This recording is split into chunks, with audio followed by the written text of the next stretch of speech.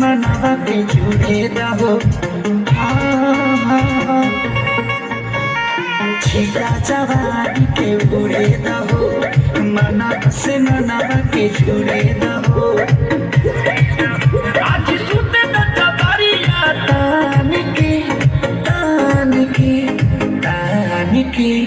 टूट जाए राजा जी टूट जाए राजा जी पलंग सागवान के टूट जाए राजा जी पलंग सागवान के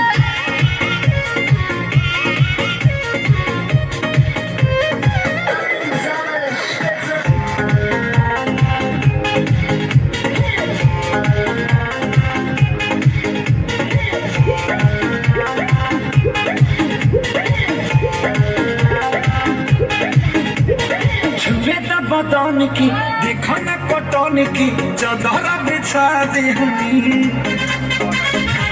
पलंग जी मन पिघलाती होनी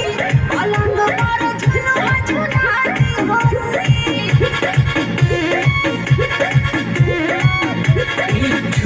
बदन की देखो न कटन की चादर बिछा दी पलंग जी मन पिघलाती होनी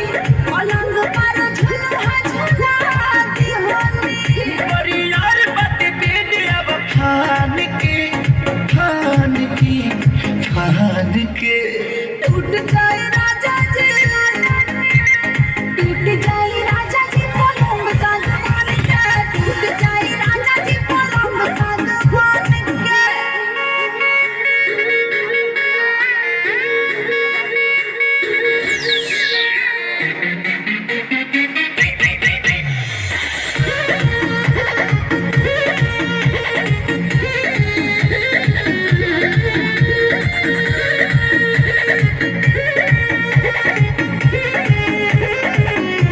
बने तो बेसरमी देहिया में गरमी बैठे लागी हो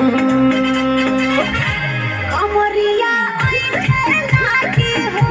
नस नस बैठे लागी हो बने तो बेसरमी देहिया में गरमी बैठे लागी हो ए कमरिया ऐठे लागी हो नस नस बैठे लागी हो बहाना न बनावा सब जान की टूट जाए राजा जी टूट जाए राजा जी पलंग सागवान के टूट जाए राजा जी पलंग सागवान के ধন্যবাদ থাকেন সুন্দরী গ্রুপ ড্যান্স নেক্সট